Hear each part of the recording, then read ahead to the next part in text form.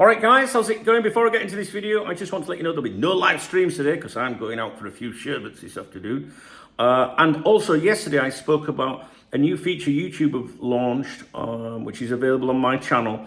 It's like a community where you can create topics, about, the various Liverpool players, ask questions, engage with yourselves and me when we're not commenting on videos or producing videos or anything. To access that, you can only do it via the YouTube app. I found that out yesterday after I told everyone about it.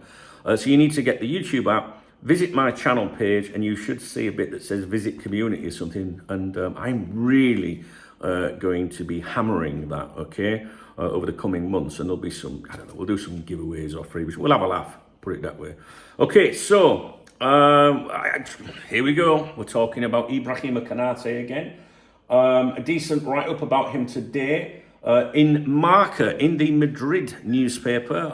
Let me rephrase that. Based in Madrid, the main Real Madrid newspaper, a paper renowned for unsettling players that Real Madrid are interested in. Many people say that Florentino Pérez writes the articles in this newspaper. So, there's a lot of propaganda and whatnot. However, it is exceptionally good, depending on which journalists you follow. For example, Jose Felix Diaz, who penned this, published this update.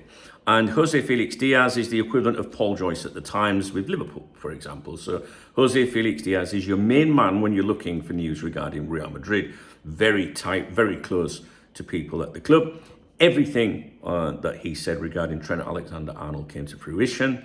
Like any journalist, they get things right and wrong. So I'm sure you'll find things that he's wrote that it has not been accurate. I did connect with him earlier this year or last year. Can't even remember. Spoke to him about Trent and all that, and he gave me some intel stuff that's not published in the papers, because a lot of people think that a journalist publishes everything, and they don't, because they can't. Paul Joyce won't be able to publish everything that Michael Edwards feeds to him. He just can't do that. But yeah, I spoke to him off the record about a few things previously. And when there's something going on to do with Liverpool, like I'm obviously paying attention to the Spanish media at the moment for Konaté, McAllister, which I don't think there's anything there at the moment, but we discussed him yesterday, and we might see some speculation during the summer regarding McAllister, and obviously Diaz and stuff like that. But when I'm looking at anything to do with Real Madrid, I'm looking for this journalist. So I've singled this article out today for you, because when Jose Felix Diaz speaks, I think that's Real Madrid speaking, and I think this is going to be the most accurate of the current state of play. So this actual article is headlined, Real Madrid looking again at centre-backs on the market. The Madrid derby of doubts, it says. Centre-back concerns rise after PSG beating.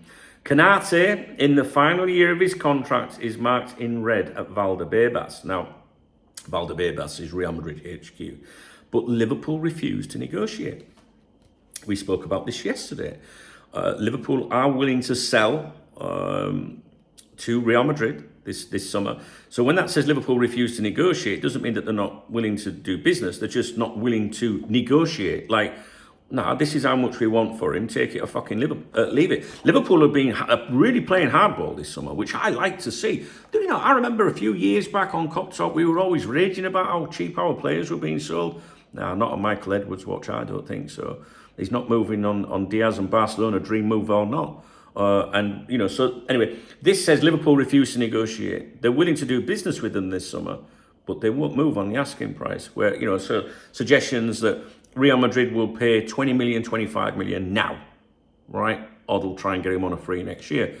Liverpool wanting double that. Real Madrid laughing it off. Now we're in control. We'll get, the arrogance and all that. Anyway. Then there's another bit talking about centre-backs. It says the bright spot, in the club or in the team is Huijsen, who shone at that tournament. So Jose Felix Diaz think Paul Joyce and Liverpool equivalent when it comes to Real Madrid claims I've put here in my notes. He writes the centre-back test has not been passed.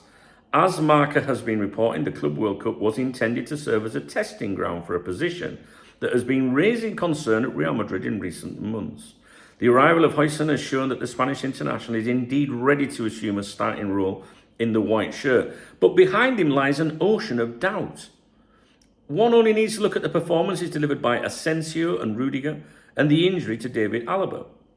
In recent days, the name of Konaté has resurfaced, and it has resurfaced, but when it originally appeared, it was Jose Felix Diaz that brought this out originally. So it's back, and it's back from credible journalists, in my opinion, in Madrid.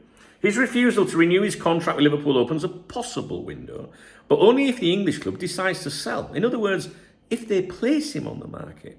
The initial thinking had been to move for him next summer. So Real Madrid were looking at moving for him next summer on a free, but they are willing to pay money now, but they won't pay what Liverpool want. Konaté has been discussed before, and Marca has reported that he has been closely watched by Real Madrid for some time. He has 1 year left on his contract, and the English club are not willing to let him leave on a free, or nearly free, as happened with Alexander-Arnold. Then there's a subsection which says consequences, or a sub-headline, should I say. The night of the 4-0 defeat in New York was a long one. The blow was harsh, and Florentino Pérez is someone who always prefers to make decisions after a period of reflection.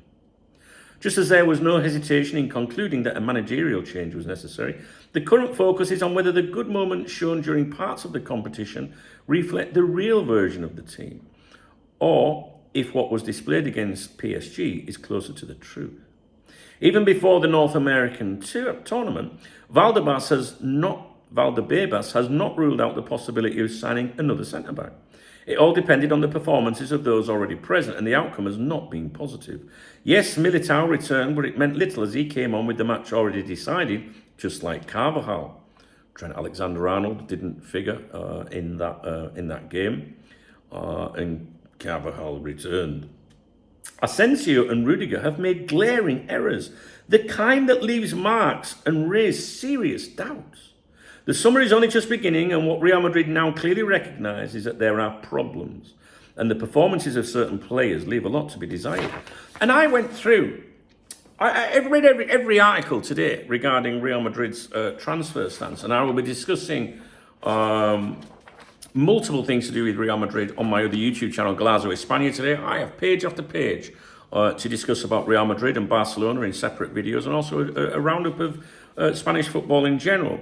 But what I found from all of the reports today talking about, the need for a centre-back or whatever, was they were absolutely getting stuck into Asensio. And Asensio has been brilliant for Real Madrid since he broke through. And I'm really, really surprised, to be honest. Well, am I surprised? No, it's Real Madrid. So the point I'm making here is, when Asensio, they were bigging him up all last season, right? I mean, like, oh, he's fucking brilliant, he's the future, he's this, he's that, and all that, right? Now, fucking can't be doing with him. So the reason I'm singling that out a little bit is because this is what I've always said, or we've said about Trent. If it starts going wrong for Trent, they don't give a fuck out there. They're brutal, honestly. So I don't know. I don't know. I like Asensio, and I've read so many articles, praising him last season. I mean, really, like he's fucking great. He's fucking this. You know what I mean? And now it's like, no, he's made some mistakes. So he's shit. That's it. End of. Incredible, honestly, that club. So that's basically the latest from Jose Felix Diaz. Basically, the message here in this article is that Real Madrid would be willing to do something now, but Liverpool were refusing to negotiate. And that's it. But at the same time, he's saying that Liverpool will not allow him to leave for free. I don't see how Liverpool can do that, because they can't force him to sign for anyone. And if he signs for anyone else, he loses a big payoff, signing on for as a free player. And then he loses a move to Real Madrid.